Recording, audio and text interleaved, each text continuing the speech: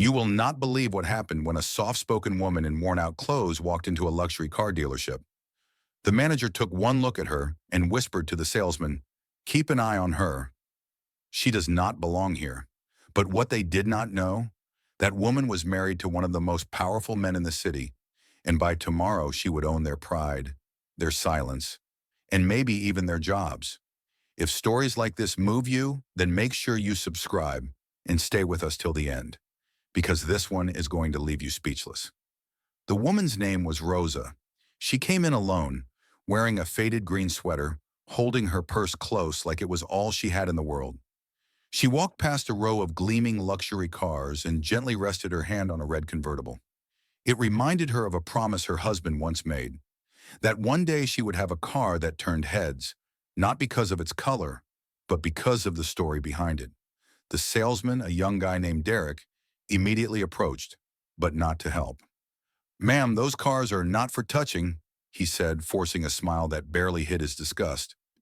Rosa stepped back, apologizing softly, but Derek had already turned around and nodded to the floor manager. "She is wasting our time," he whispered. The floor manager, Mr. Klein, a man who wore arrogance like a badge of honor, marched toward her. "Unless you are here for the showroom photos, I suggest you leave," he said bluntly. Rosa blinked in confusion. "I just wanted to ask about—" "We are not giving test drives today, especially not to browsers," Klein snapped, cutting her off mid-sentence. But Rosa's calm reply? It would echo in that dealership for years. "I am not here to test drive anything. I am here to buy." What happened next?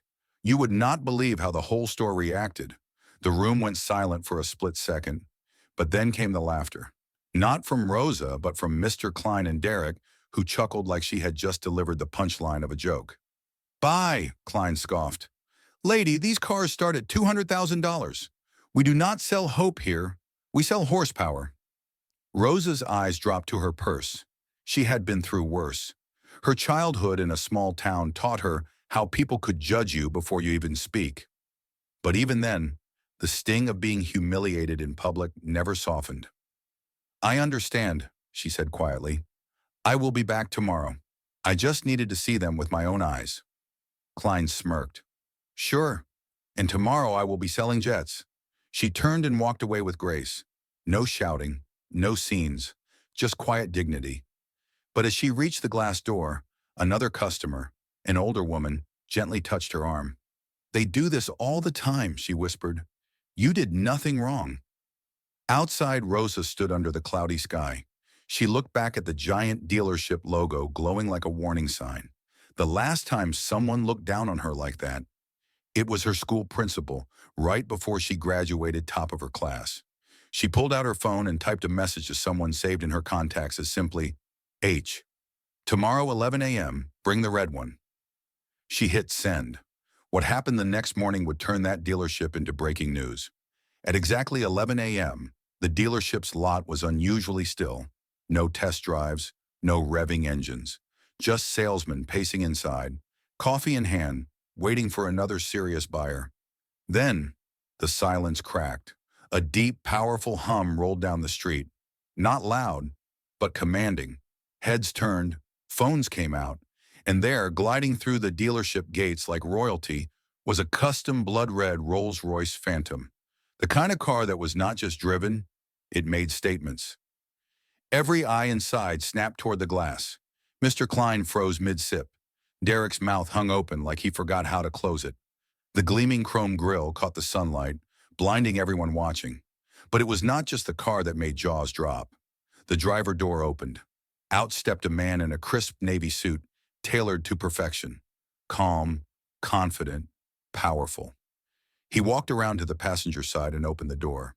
And there she was. Rosa. Same quiet eyes. Same simple outfit. Only now she was not alone. She stood beside her husband, Harold Menser, CEO of a global tech giant, a man Forbes called the quiet billionaire. And this was not a visit. This was a statement. Inside, Mr. Klein suddenly remembered her face, the woman they laughed at, the woman they mocked. And then Harold spoke, voice calm but razor sharp. "I believe you told my wife she could not afford this car?" The silence was unbearable. Harold's words floated in the air like thunder after a lightning strike, heavy, dangerous, and unforgettable.